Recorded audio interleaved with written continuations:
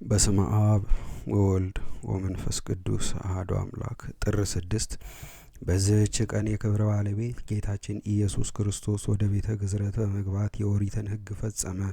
ልሳነ እፍረት ሐዋርያው ጳውሎስ ጌታ ክርስቶስ በሥጋው ግዝረትን ተቀበለ። ለአባቶች የሰጠውን ቃል ኪዳን ይፈጽም ዘንድ ብሎ እንደተናገረ ለብዙዎችም ጌታችን ወደ ቤተ ግዝረት እንዳልገባና እንዳልተገረዘ ይመስላቸው ነበረ። እነርሱ እንዳሰቡት ሆኖ ቢሆን ኖሮ አይሁድ ታላቅ ምክንያትን የሚያገኙ በሆኑ ነበረ። ጌታችን ግን የግዝረትን ሕግ ፈጸመ። ለእኛ በግዝረት ፈንታ የክርስትና ጥምቀትን ሰጠን። የፋሲካውንም ቂጣ በላ። በእርሱም ፈንታ ሥጋውንና ደሙን ሰጠን። የከበረ ወንጌል 8ኛው ቀን በተፈጸመ ጊዜም ሕፃኑን ሊገዝሩት ወሰዱት። ሳትጸንሰው መልአኩ እንዳወጣለት ስሙን ኢየሱስ አሉት። እንዳለ ንጽሕት ድንግል እመቤታችን ማርያም ጻድቅ አረጋዊ ዮሴፍን እንደ ሕጉ ልጄን እንዲገርዘውና ስሙንም እንድንሰይመው ብልህ የሆነ ገራዥ ሰው አምጣልኝ አለችው። ዮሴፍም ሄዶ የሚገርዝ ባለሙያ አመጣ። ያ ባለሙያም ሕፃኑን ጌታችንን ኢየሱስ ክርስቶስን በእናቱ በንጽሕት ድንግል ማርያም ክንድ ላይ አየው። እንድገርዘው ሕፃኑን በጥንቃቄ ያዙት አላቸው። ሕፃን ጌታ ኢየሱስም መልሶ እንዲህ አለው፣ ባለሙያ ገራዥ ሆይ ደሜ ሳይፈስ ትገርዘኝ ዘንድ ትችላለህን? በዚያች ዕለት ካልሆነ በቀር ደሜ አይፈስምና ጎኔን በጦር ሲወግኝ ያን ጊዜ ውሃና ደም ይፈሳል። ለአዳምና ለሚያምኑ ልጆቹ መድኃኒት ይሆናል። የክብር ባለቤት ጌታችን ኢየሱስ ክርስቶስ የተናገረውን ያ ባለሙያ በሰማ ጊዜ አደነቀ። ዕቃውንም ሰብስቦ ተነስቶ ከሕፃኑ ጌታ እግር በታች ሰገደ። ያን ጊዜ ምላጮቹ በእጁ ላይ ቀልጠው እንደ ውሃ ሆኑ። የከበረች ድንግል እመቤታችን ማርያምን ከሴቶች ተለይተሽ አንቺ የተባረክሽ ነሽ፣ የማኅፀንሽም ፍሬ የተባረከ ነው። ይህ ልጅሽ ስለ እርሱ ነቢያት ትንቢት የተናገሩለት የሕያው አምላክ ልጅ ነው አላት። ሕፃኑም ለዚያ ባለሙያ ዳግመኛ መልሶ እንዲህ አለው፣ እኔ ነኝ ትገዝረኛለህን? ወይስ ተውክ? ወይም የአባቶቼ አባቶች እንዳደረጉ እኔ ላድርግ? ያም ባለሙያ የአባቶች አባቶች እነማን ናቸው አለው። ሕፃን ጌታችንም አብርሃም፣ ይስሐቅ፣ ያዕቆብ የሕዝቡ ሁሉ አባቶች የሆኑ ናቸው። ለእነርሱም ይህ ግዝረት አስቀድሞ ከአባቴ ዘንድ ተሰጣቸው። ባለሙያውም እኔ ከአንተ ጋር እናገር ዘንድ አልችልም፣ በአንተ ሕልውና መንፈስ ቅዱስ አለና አለው። በዚያንም ጊዜ ሕፃኑ ጌታችን ዓይኖቹን ወደ ሰማይ አቅንቶ አባት ሆይ ለአብርሃም፣ ለይስሐቅ፣ ለያዕቆብ አስቀድሞ ግዝረትን የሰጣቸው ያቺን ግዝረት ዛሬ ለእኔ ስጠኝ አለ። ያን ጊዜ ያለ ሰው እጅ በሕፃኑ ሥጋ ላይ ግዝረት ተገለጠች። ድንግልናዋ ሳይለወጥ ከድንግል ማኅፀን እንደ መውጣቱ የጌታችን ግዝረቱ የማይመረመር ሆነ። እንዲሁ ወደ ሐዋርያት በተዘጋ አዳራሽ መግባቱና መውጣቱ እንደማይመረመር እንዲሁ እንደፈቀደ ከረቀቀ ጥበቡ ችሎታው በመገረዝ ከሥጋው ምንም ምን ሳይቆረጥ ገለጠ። አዳምንና ልጆቹን ያድናቸው ዘንድ በፈቃዱ ከጎኑ በመስቀል ላይ የሚፈሰው ደምና ውሃ ካልሆነ በቀር ብዙም ሆነ ጥቂት ሊሆን አይችልም። እርሱ በፈቃዱ ሕጉ እንዲፈጸም አስቀድሞ አዘዘ እንጂ። ያም ባለሙያ ገራዥ ይህን ተአምር ባየ ጊዜ የሕፃኑንም ነገር በሰማ ጊዜ እጅግ አደነቀ። የክብር ባለቤት ከሆነ ከጌታችን ኢየሱስ ክርስቶስ እግር በታች 3 ጊዜ ሰገደና በእውነት አንተ የእግዚአብሔር ልጅ የእስራኤልም ንጉሥ ነህ አለው። ከዚህም በኋላ ከጌታችን ኢየሱስ ክርስቶስ ከተአምራቱ ያየውንና የሰማውን እየተናገረ ወደ ቦታው ሄደ። ለእርሱም ለጌታችን ከቸር አባቱ ጋራ ማህየዊ ከሆነ ከመንፈስ ቅዱስም ጋራ ክብር፣ ምስጋና፣ ስግደትም ይሁን ዛሬም ዘወትርም ለዘላለሙ አሜን። በዚህችም ቀን ዳግመኛ የአባታችን የኖህ የዕረፍቱ መታሰቢያ ነው።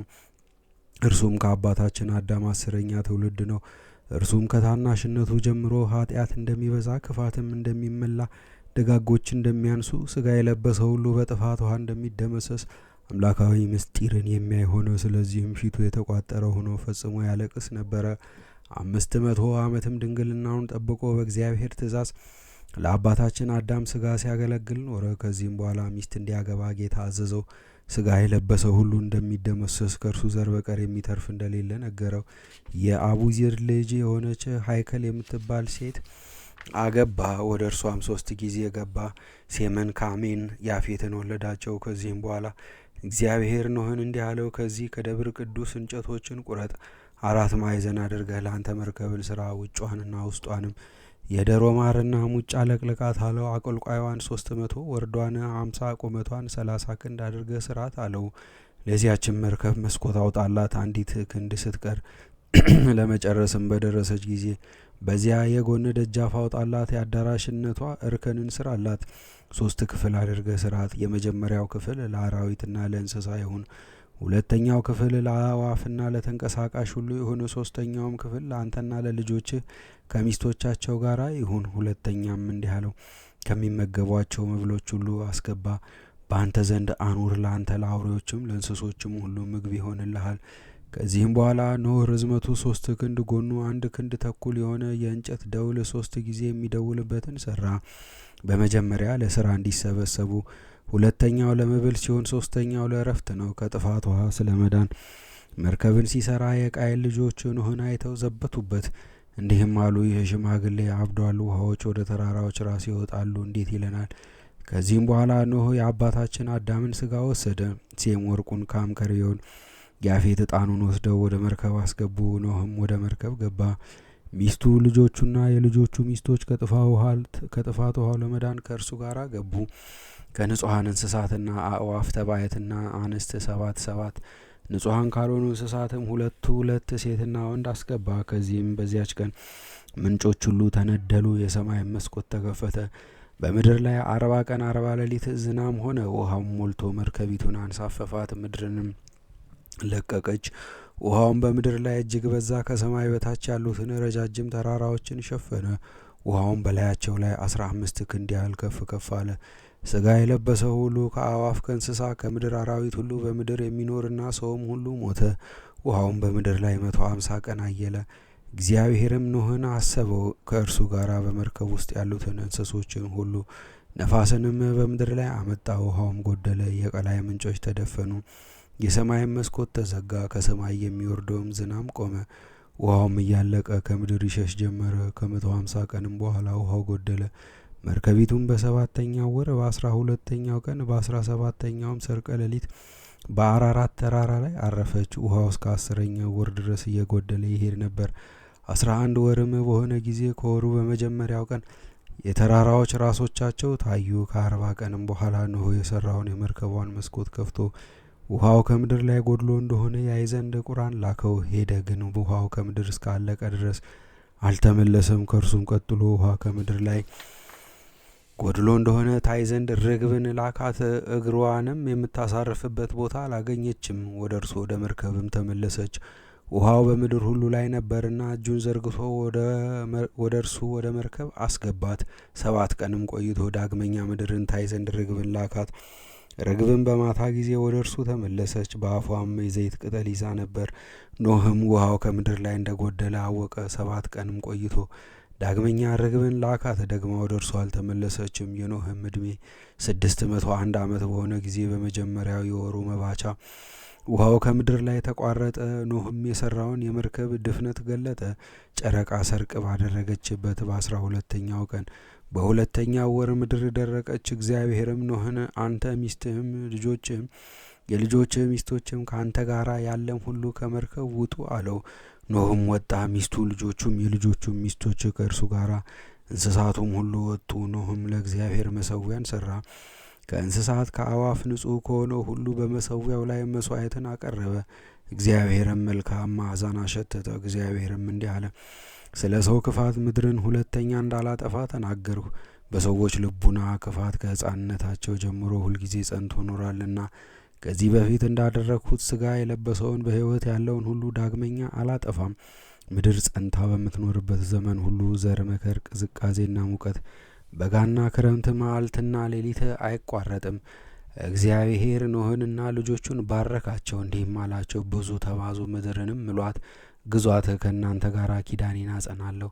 እንግዲህ ወዲህ ሥጋ የለበሰ ሁሉ በጥፋት ውሃ አይሞትም። በእናንተና በእኔ መካከል በምድርም መካከል ለመሐላዬ ምልክት አድርጌ ቀስቴን በደመና ውስጥ አኖራለሁ።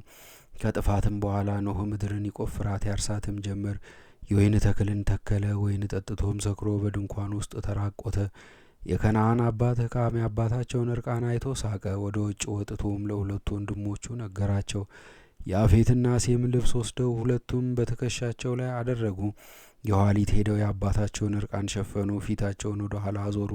የአባታቸውንም እርቃን አላዩም። ኖህም ከወይኑ ስካር በነቃ ጊዜ ታናሹ ልጁ ያደረገበትን ሁሉ አወቀ። ኖህም እንዲህ አለ፣ ከነዓን የተረገመ ይሁን፣ ለወንድሞቹም ተገዥ አገልጋይ ይሁን።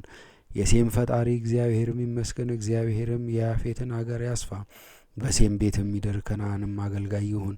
ኖህም ከጥፋት ውሃ በኋላ 350 ዓመት ኖረ። የኖህም መላ ዕድሜው 950 ሆነ፣ በሰላምም አረፈ። ለእግዚአብሔርም ምስጋና ይሁን፣ እኛንም በጸሎቱ ይማረን፣ በረከቱም ከእኛ ጋር ትኑር ለዘላለሙም አሜን። በዚህችም ዕለት ነቢዩ ኤልያስ በሕይወት ሳለ በሥጋ በእሳት ሰረገላ ወደ ሰማይ ያረገበት የመታሰቢያው ቀን ሆነ። ለፈጣሪው ቀናተኛ የሆነ የዚህም ነቢይ በንጉሡ በአክዓብና አስጸያፊ በሆነች በሚስቱ በኤልዛቤል ስለ ክፉ ስራቸው ሰውነቱ በየዕለቱ ትደክም ነበረ። ከዚህም በኋላ መንፈሱ ተበሳጨች። አክዓብንም በእነዚህ ዓመታት ከአፌ ቃል በቀር ዝናብና ጠል እንዳይወርድ በፊቱ የቆምክ የእስራኤልንና የመላእክት ፈጣሪ እግዚአብሔር ሕያው ነው አለው። የእግዚአብሔርም ቃል ወደ ቴስብያዊ ወደ ኤልያስ መጥቶ ከዚህ ቦታ ወደ ምስራቅ ሂድ፣ በዮርዳኖስ አውራጃ ባለች በኮራት ከዚያ ወንዝ ተሰወር፣ ከዚያም ወንዝ ውሃን ጠጣ፣ በዚያም ይመግቡ ዘንድ ቁራዎችን አዛቸዋለሁ አለው። ኤልያስም እግዚአብሔር እንዳዘዘው አደረገ። ሄዶም በዮርዳኖስ አንጻር ባለ በኮራት ወንዝ ተቀመጠ። ቁራዎችም ጠዋት ዳቦ ማታ ስጋን ያመጡለት ነበረ። ከዚያም ወንዝ ውሃን ይጠጣል። ከብዙ ወራትም በኋላ ያ ወንዝ ደረቀ፣ ዝናብም በምድር ላይ አልዘነበም። የእግዚአብሔርም ቃል ወደ ኤልያስ መጣ። ተነስተህ የሲዶና ክፍል ወደምትሆን ወደ ሰራፕታ ሄደህ በዚያ ተቀመጠ፣ ድሃ ሴት በዚያ ትመግብህ ዘንድ እነሆ አዝዣለሁ አለው። ተነስቶ ወደ ሰራፕታ ሄዶ ወደ አገር አደባባይ መግቢያ ሲደርስ በዚያ እንጨት ስትለቅም አንዲት ድሃ ሴትን አገኘ። ኤልያስ በኋላ አቁሞ ጠርቶ ጥቂት ውሃ በማሰሮ አምጪልኝ ልጠጣ አላት። እሷም ልታመጣ ሄደች። ዳግመኛም ከኋላዋ ጠርቶ እግረ መንገድሽን በእጅሽ ቁራሽ እንጀራን አምጪልኝ አላት። ያችም ሴት በማደጋ ካለ እፍኝ ሙሉ ዱቄት በማሰሮም ካለ ከጥቂት ዘይት በቀር እህል እንደሌለኝ ፈጣሪ እግዚአብሔር ሕያው ነው። እነሆም ጥቂት እንጨትን እለቅማለሁ፣ ሄጄም ለልጄና ለአንተ አዘጋጃለሁ፣ በልተነውም እንሞታለን አለችው። ኤልያስም በእግዚአብሔር እመኚ፣ ሄደሽ እንዳልሽ አድርጊ፣ ነገር ግን ለእኔ አስቀድመሽ ትንሽ አምባሻ ጋግረሽ አምጪልኝ፣ ለልጅሽና ለአንቺ ግን ኋላ ታደርጊያለሽ አላት። እግዚአብሔር እንዲህ ብሏልና በምድር ላይ ዝናብን እስቲያዘንብ ድረስ በማደጋሽ ያለ ዱቄትሽ በማሰሮሽም ያለች ዘይትሽ አታልቅም አላት። ያቺም ሴት ሄዳ አዘጋጀች። እሷና እሱ ልጇን በሉ። ከዚህም በኋላ የባለቤቷ የዚያች ሴት ልጅ ታመመ፣ ነፍሱ ከስጋው እስከምትለይ በሽታው ጸናበት። ያቺም ሴት ኤልያስን ኃጢአቴን አዘክረህ ልጄ ይሞት ዘንድ ወደ እኔ የመጣህ ነቢየ እግዚአብሔር እኔ ከአንተ ምን አለኝ? አንተስ ከእኔ ምን አለህ? አለችው።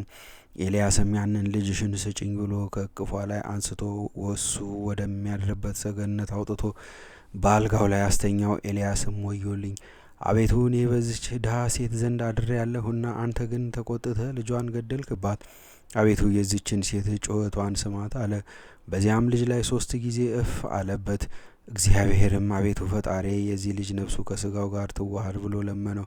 እግዚአብሔርም የኤልያስን ልመናውን ሰማው። የዚያም ልጅ ነፍሱ ከስጋው ጋር ተዋሃደ፣ ዳነ። ይህም ሕፃን ነቢይ ዮናስ እንደሆነ ይነገራል። ከዚህም በኋላ እግዚአብሔር ኤልያስን በምድር ላይ ዝናምን አዘንማለሁና ሄደ ለአክዓብ ተገለጥለት ብሎ አዘዘው። ኤልያስም ወደ አክዓብ ሄደ። አክዓብም ኤልያስን ባየው ጊዜ እስራኤልን የምትገለባብጣቸው አንተ ነህን? አለው። ኤልያስም ፈጣሪያችሁ እግዚአብሔርን የተዋችሁት ሄዳችሁ ጣዖታትን ያመለካችሁ አንተና የአባትህ ወገኖች ናቸው እንጂ እኔስ እስራኤልን አልገለባብጣቸውም አለው።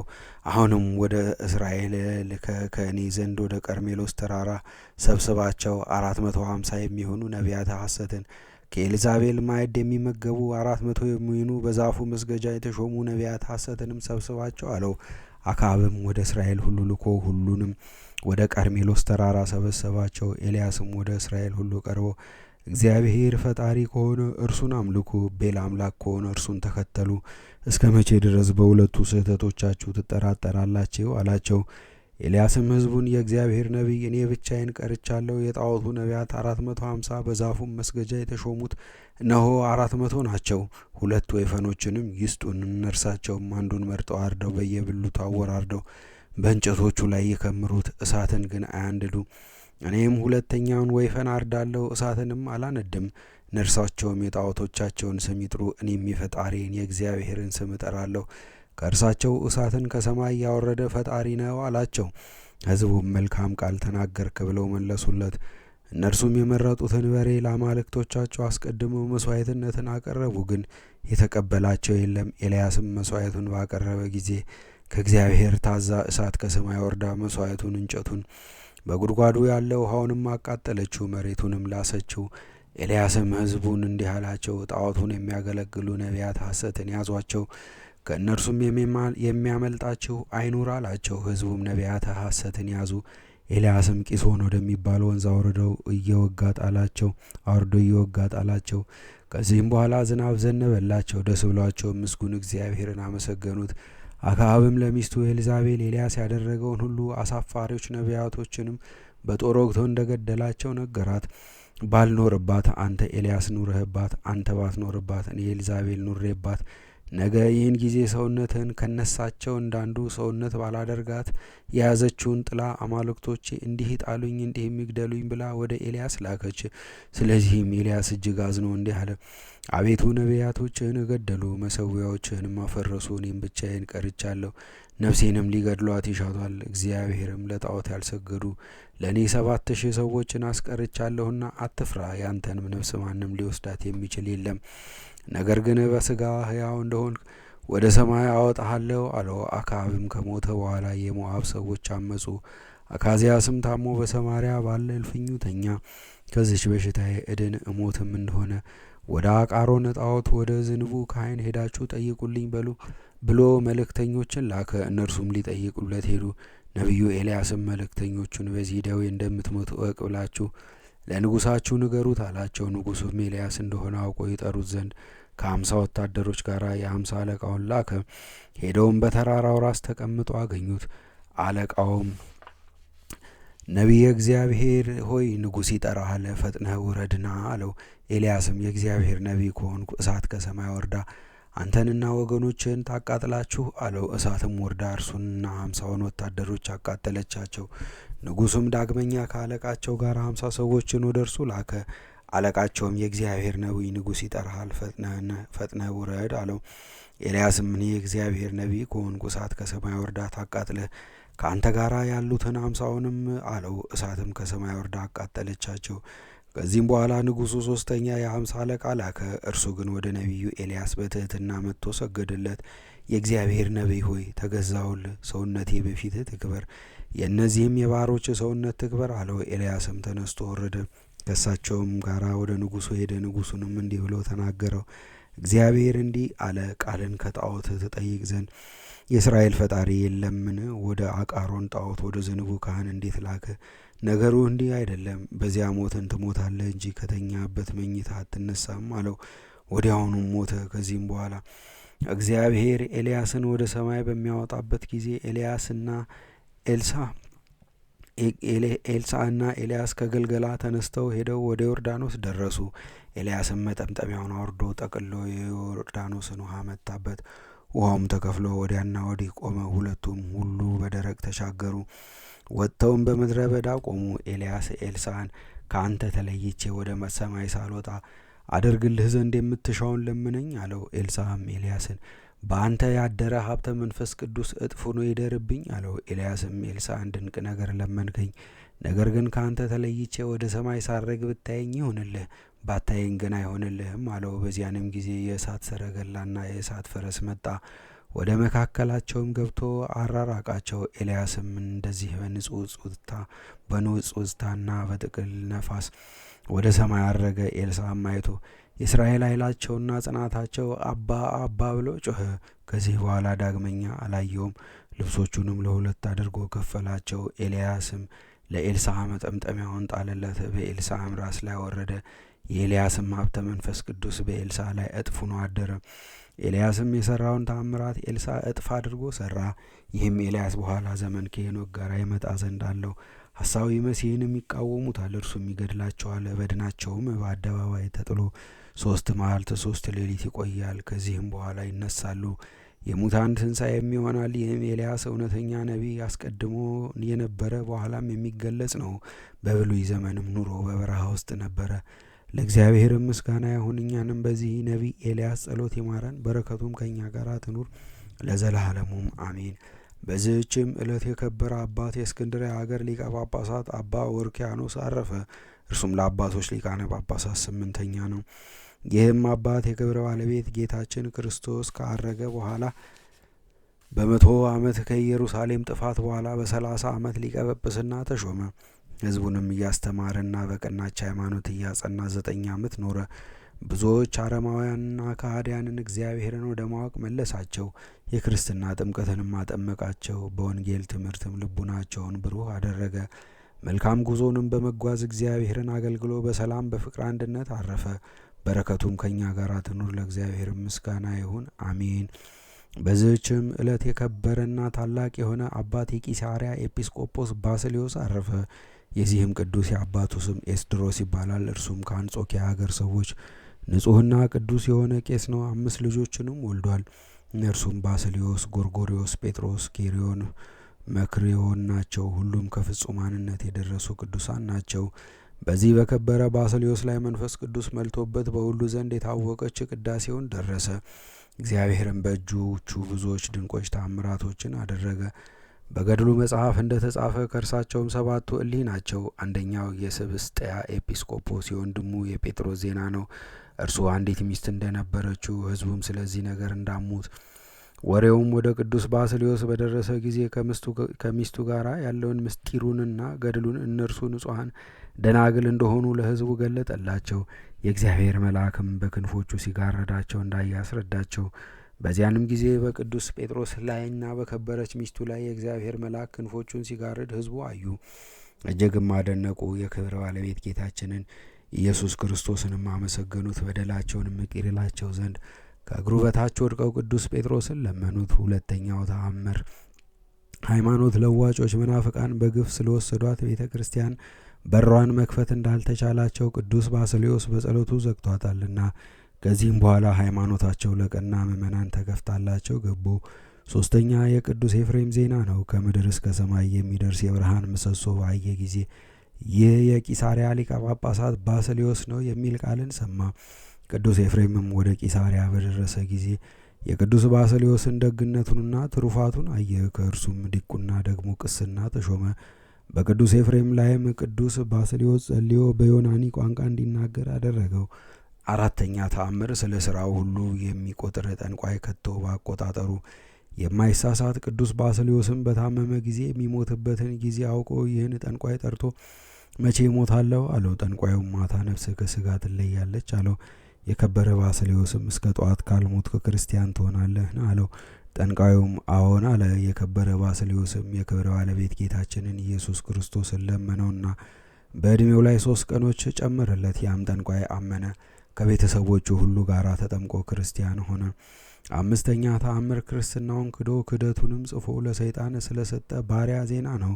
ቅዱስ ባስልዮስም በዋሻ ውስጥ ይህን ባሪያ ዘጋበት። የክደቱንም ደብዳቤ ሰይጣን እስከ መለሰለት ድረስ ስለ እርሱ ወደ እግዚአብሔር ለመነ። ያንንም ባሪያ አዳነው።